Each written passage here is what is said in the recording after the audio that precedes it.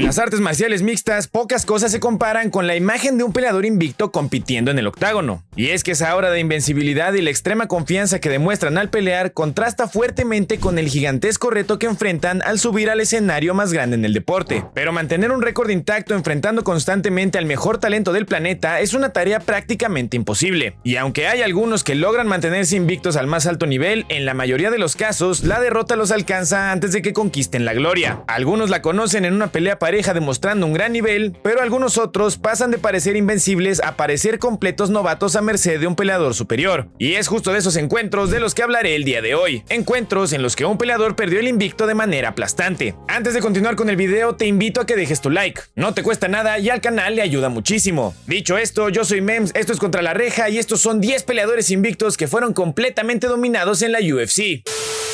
Número 10. Bo Nickal. Empecemos por el más reciente de estos casos y quizá el que peor respuesta ha recibido de los fans. Bo Nickal llegó a la UFC en apenas su cuarta pelea profesional. Esto gracias a dos impresionantes victorias en la serie de contendientes de Dana White, pero sobre todo a su espectacular carrera en el circuito de lucha de NCAA, donde además de ganar 3 campeonatos nacionales, acumuló un impresionante récord de 120 victorias y tan solo 3 derrotas. Con antecedentes como estos, la emoción por su llegada al octágono estaba por los cielos e inmediatamente se le calificó como un peleador con muchísimo potencial. Tanto así que sus primeras 4 peleas en la organización se dieron en la cartelera principal de eventos numerados, incluyendo el legendario UFC 300. Y aunque en sus primeras 3 apariciones dio resultados espectaculares, consiguiendo 2 sometimientos y un knockout técnico, su cuarto encuentro ante Paul Craig lo vio ganar una decisión unánime en una pelea bastante deslucida. Esto lo mandó a hacer la pelea coestelar de un Fight Night enfrentando a su primer oponente clasificado, Reinier de Ridder. Para ese momento, Nickal ya empezaba a ser considerado un futuro contendiente en la división. Constantemente se hablaba de sus posibilidades ante contendientes de élite como Khamzat Chimaev, a quien por cierto él aseguraba que vencería fácilmente. Bajo esta narrativa, su peleante de Ridder se veía como un mero trámite, al punto de ser un amplio favorito en las apuestas. Pero el holandés se encargó de demostrarle la diferencia entre ser un gran prospecto y ser un ex campeón multidivisional de ONE FC. De Ridder le pasó por encima a Bo Nickal, defendiendo sus derribos, superándolo en la pelea de piso, lastimándolo con un ataque brutal al cuerpo desde el clinch y finalizándolo con un potente rodillazo al cuerpo. Nickal perdió su primera pelea profesional y a cambio recibió uno de los ataques más despiadados de la comunidad de artes marciales mixtas en la historia. Número 9. Ryan Bader.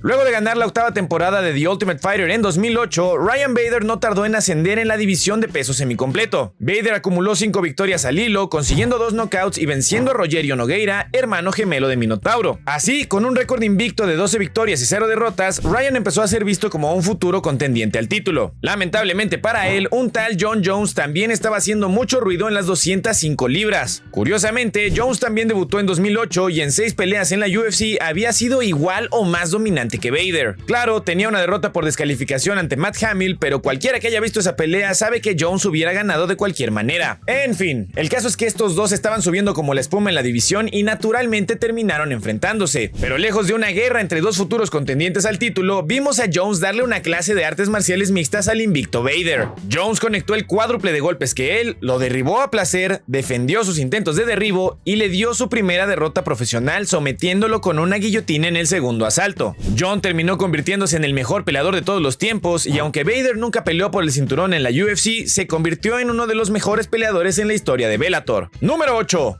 Tatiana Suárez.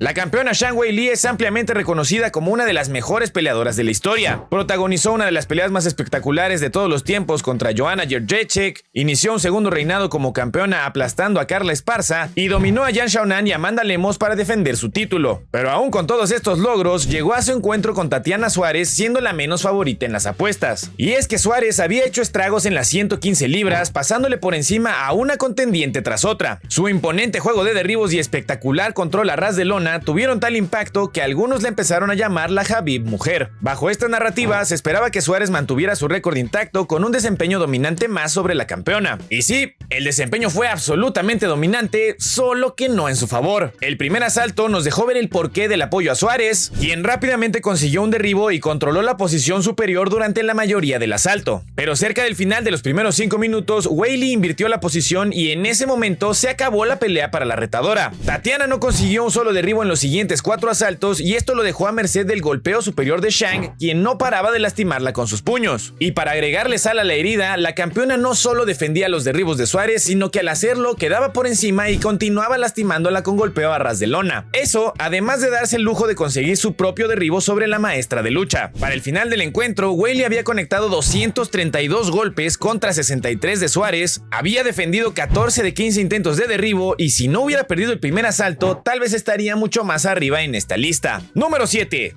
Darren Till. El gorila inglés llegó al octágono como un emocionante prospecto de la mano de un récord invicto de 12 victorias consecutivas. Récord que mantuvo intacto durante 6 peleas dentro del octágono. Una hazaña impresionante sin duda, pero una que no logró sin uno que otro tropiezo. Till empató su segunda pelea en la UFC, falló en la báscula en 2 ocasiones y tuvo apenas 2 victorias por nocaut. A pesar de estos antecedentes, la organización decidió darle la oportunidad de competir por el título welter luego de protagonizar un evento en Liverpool donde cosechó su quinta victoria sobre Stephen Wonderboy Thompson. El campeón en turno era Tyron Woodley, quizá el campeón menos querido por la UFC en la historia. Contrario al ultrapopular Till, Woodley no parecía conectar con los fanáticos y sus peleas como campeón fueron poco entretenidas. Parecía la oportunidad perfecta para que el cinturón pasara a manos de quien podría convertirse en la próxima superestrella del deporte y de dejar atrás a quien por mucho tiempo fue una piedra en el zapato de Dana White. Pero en lugar de eso, uno de los prospectos con mayor potencial de la época fue completamente arrollado por la experiencia del campeón. Luego de un primer asalto de estudio, Woodley encontró la apertura ideal para conectar su icónica derecha de poder, lastimando gravemente a Till en los primeros segundos del segundo asalto. El campeón continuó castigando a su oponente con golpeo a ras de lona y lo sometió con una ahorca de arce en el último minuto del asalto. Y así, el gran prospecto invicto se fue a casa con un enorme golpe de realidad y habiendo conectado apenas un golpe en lo que fue su única pelea de campeonato. Número 6. Paulo Costa.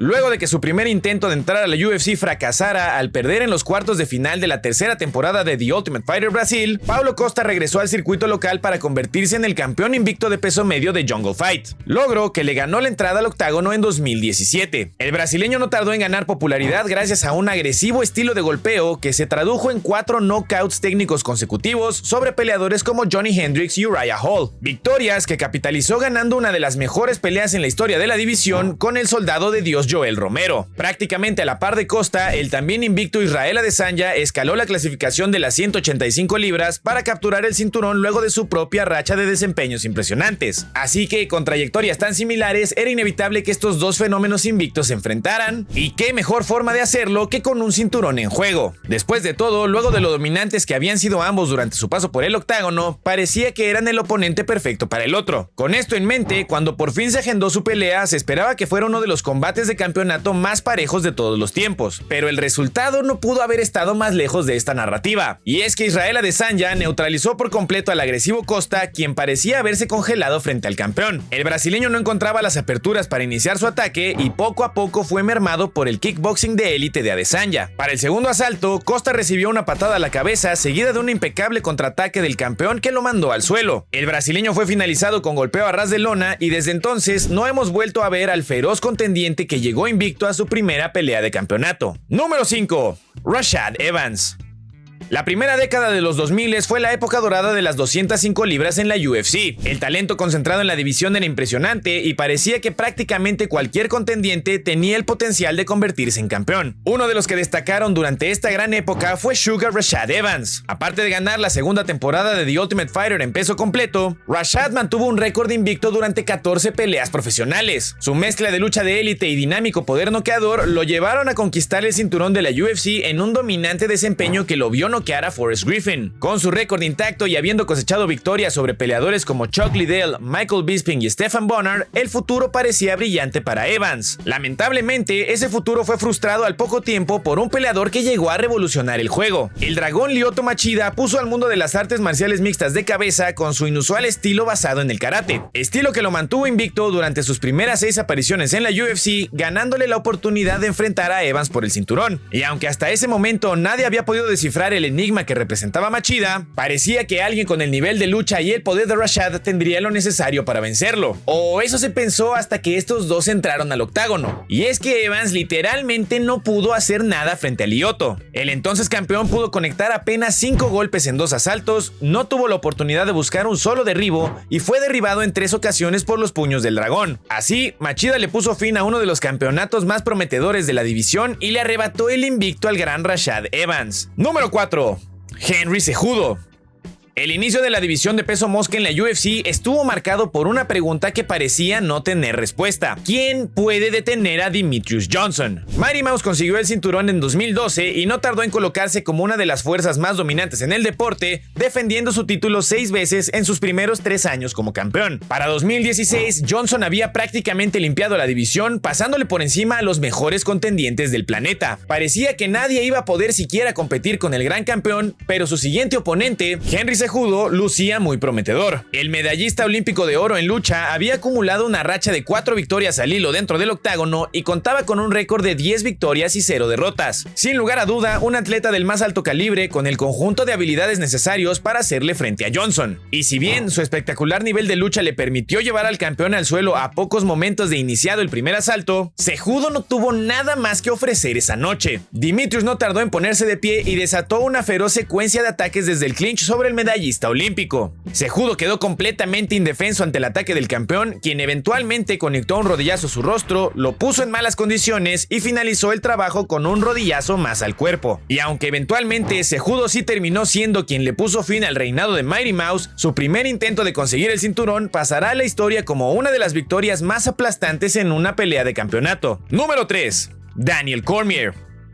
La llegada del ex luchador olímpico al octágono generó mucha emoción entre los fanáticos por muchas razones. Cormier era un atleta de élite, venía de ganar el Grand Prix de peso completo en Strikeforce y tenía un estilo de pelea muy llamativo. Pero la principal razón detrás de la emoción por su llegada a la UFC era su rivalidad con el campeón de peso semicompleto Jon Jones. Y es que estos dos se odiaban incluso antes de competir en la misma división u organización. Y aunque DC tuvo un par de peleas en peso completo en el octágono, siempre se supo que eventualmente bajaría a las 205 libras para enfrentar a su némesis. Así que luego de 2 victorias en su nueva casa, Cormier llegó a peso semicompleto, venció a 2 oponentes más y se ganó el derecho de enfrentar a Jones en UFC 182. Para entonces, el campeón ya se había consolidado como el mejor semicompleto de todos los tiempos, habiendo defendido su cinturón en 7 ocasiones. Aún así, la gente confiaba en que Cormier y su lucha de nivel olímpico fueran suficiente para por lo menos complicarle la noche. Pero Jones no tardó en demostrar la diferencia entre un campeón de la UFC y un competidor olímpico. Cormier no solo falló en 7 de sus 8 intentos de derribo, sino que terminó siendo él quien fue llevado al piso en más de una ocasión. Y aunque no se puede negar que DC tuvo algo de éxito en los intercambios en pie, en general fue superado ampliamente por un Jon Jones que lucía cada vez más invencible. Y sí, esta pelea fue por mucho la más competitiva dentro de la lista, pero siendo que Cormier perdió el invicto ante su más grande rival y siendo superado en su área de especialidad, quizá también sea la más devastadora, aunque tal vez sea superada por... Número 2.